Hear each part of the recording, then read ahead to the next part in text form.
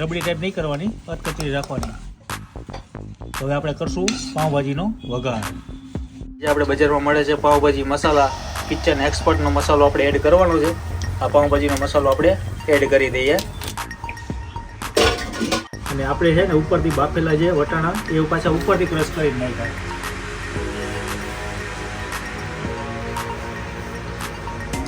ઓહો,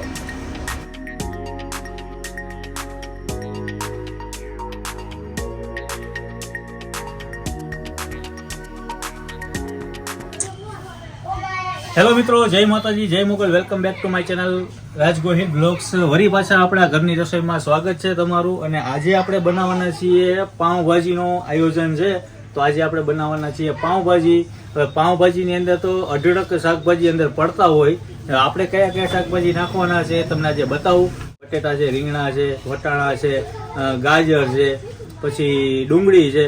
ઘણા જેટલા તમને યાદ આવે એટલા પાઉંભાજીની અંદર બધા શાકભાજી પડતા હોય છે. અને ઘણી બધી જગ્યાએ તો જે કહેવાય ને આપણે બરોડાની અંદર ભીંડો પણ એડ કરે છે. તો આપણે તો ભીંડો નથી નાખવો, કારણ કે ભીંડાથી ચીકાશ પકડાઈ જાય એના માટે. તો હવે પાઉંભાજી માટે અત્યારે આપણે જરૂર પડશે મરચાં છે, ટમેટાં છે, શાકભાજીમાં ફ્લાવર છે, ડુંગળી છે, કોબીજ છે, રીંગણા છે, બટેટા છે અને વટાણા છે. તો પહેલાં આજે આપણે કાચા શાકભાજી છે એને પહેલાં આપણે બાફી લેવાના છે કુકરની અંદર. અને ખાંડેલું આપણું લસણ અને મરચું. તો હવે બાફી લઈએ.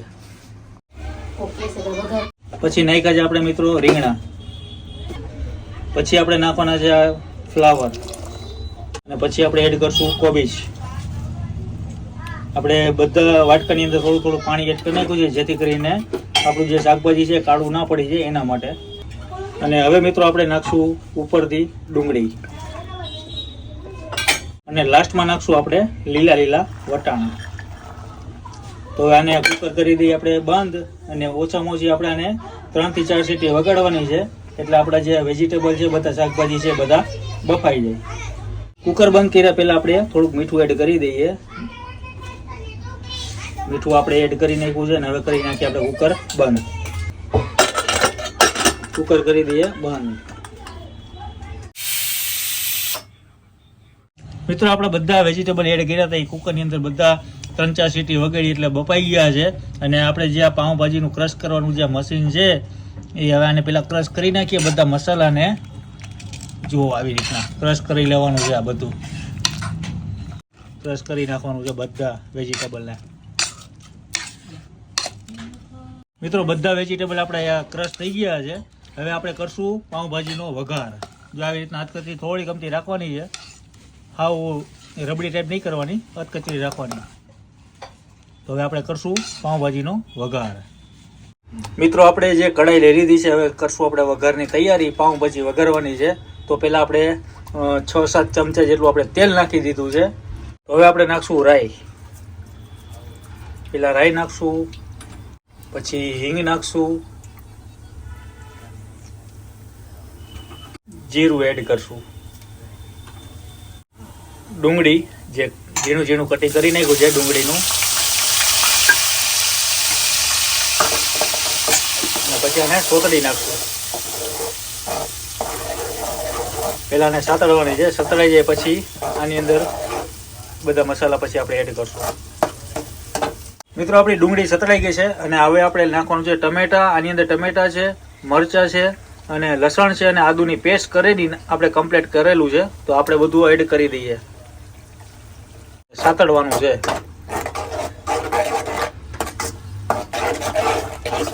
આજની જે પાઉંભાજી છે મિત્રો મસ્ત મજાની બનવાની છે ભાઈ. અને હવે આની ઉપરથી બધા પડશે મસાલા. આ ટમેટા અને ડુંગળી આપણી સતળાઈ જાય તે પછી. મિત્રો ટમેટા અને ડુંગળી આપણા સતળાઈ ગયા છે. હવે થોડીક આપણે ઉપરથી નાખશું હળદર. પછી 1 ચમચી આપણે નાખશું ધાણા જીરું. ખાવાના શોખીન હોય મારી જેમ તો 2 ચમચી તમે મરચું પણ એડ કરી શકો છો. આપણે 2 ચમચી મરચું એડ કર્યું છે. થોડુંક જ મીઠું એડ કરવાનું છે. મસાલા બધા પડી ગયા છે. મિત્રો આપણે હળદર, મરચું, ધાણા જીરું બધું એડ કરી નાખ્યું છે. અને હવે જે આપણે બજારમાં મળે છે પાઉંભાજી મસાલા કિચન એક્સપર્ટનો મસાલો આપણે એડ કરવાનો છે. આ પાઉંભાજીનો મસાલો આપણે એડ કરી દઈએ. આખું પડીકું છે આપણે પાવ મસાલાનું, એ બધું આપણે નાખી દેવાનું છે. પાઉંભાજી મસાલા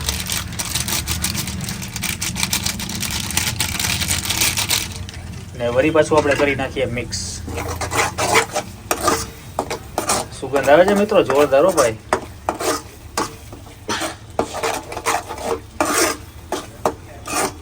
મિત્રો આપણે ડુંગળી ટમેટા બધું સતરાઈ ગયું છે ને હવે આપણે જે વેજીટેબલનો જે ક્રશ કર્યો હતો આવી રીતના ઝીણો ઝીણો, એ આપણે બધું હવે આની અંદર એડ કરશું.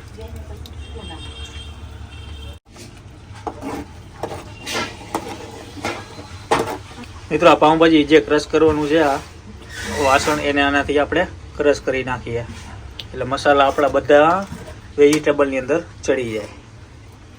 જો આવી રીતના ક્રશ કરતું જવાનું અને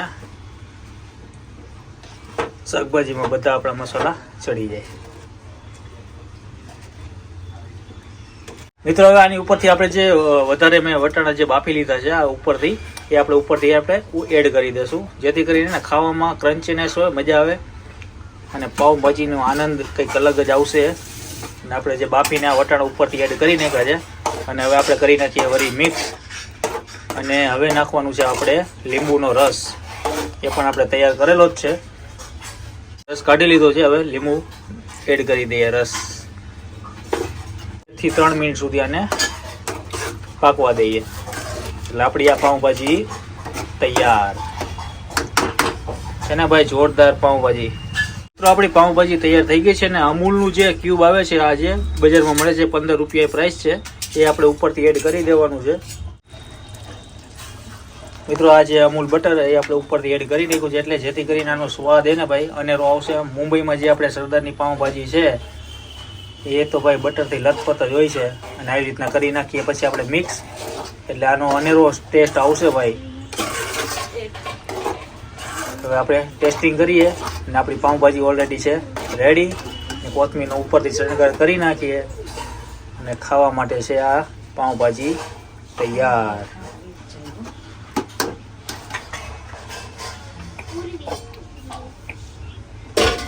મિત્રો આપણી પાઉંભાજી આવી ગઈ છે, સાથે બ્રેડ આવી ગઈ છે, ટમેટાનું સલાડ આવી ગયું છે અને સાથે છાશ આવી ગઈ છે. તો હવે આપણે ટેસ્ટિંગ કરીને તમને હું બતાવું કે પાઉંભાજી કેવી બની છે.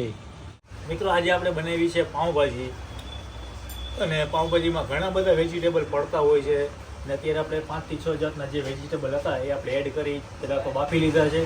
પછી આપણે જે વઘાર કર્યો છે પાઉંભાજીનો અને બજારમાં મળે છે પાઉંભાજીનું મસાલાનું પેકિંગ, એ પણ આપણે લઈ આવ્યા હતા, એ પણ એડ કર્યું છે. અને ઉપરથી નાખ્યું છે આપણે અમૂલ બટર એટલે ટેસ્ટ આજે કંઈક અલગ જ આવશે. અને લીંબુનો રસ પણ એડ કર્યો છે. તો હવે ટેસ્ટિંગ કરીને તમને બતાવીએ. અને આપણે છે ને ઉપરથી બાફેલા જે વટાણા એ પાછા ઉપરથી ક્રશ કરીને નાખ્યા.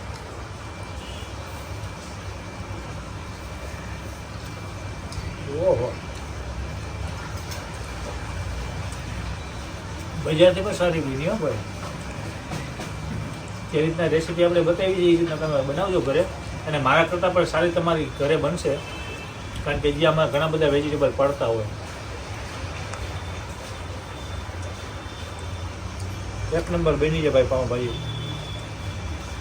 આમાં તમે વેજીટેબલમાં તો અઢળક વેજીટેબલ એડ કરી શકો છો. જે મેં તમને આગળ વાત કરી કે ભાઈ બરોડાની અંદર જે અમારા ભાઈ છે જે લારી ચલાવી રહ્યા છે એ ભીંડો પણ એડ કરે છે. જે તપેલા બાઉલ હોય, બાઉલને આખું જે વેજીટેબલને પહેલાં બાફે છે અને પછી શાકભાજી લાઈવ બનાવે છે. તો આ પાઉંભાજી હું પૂરી કરી નાખું છું. તમે આ વિડીયો આગળ શેર કરી નાખો, બીજા લોકોને મોકલી દો. તો આ વિડીયો તમને ગમ્યો હોય તો વિડીયોને લાઈક કરો, શેર કરો, અને નવા હોય તો બાજુમાં આપેલું સબસ્ક્રાઈબ બટન છે એને પણ પ્રેસ કરતા રહ્યો, જેથી કરીને અવનવા વિડીયો તમને નોટિફિકેશન મળતી રહે અને આવા નવા વિડીયો જોવો અને મોજ કરો. જય માતાજી, જય મોકલ, જય શ્રી કૃષ્ણ, જય દ્વારકાધીશ.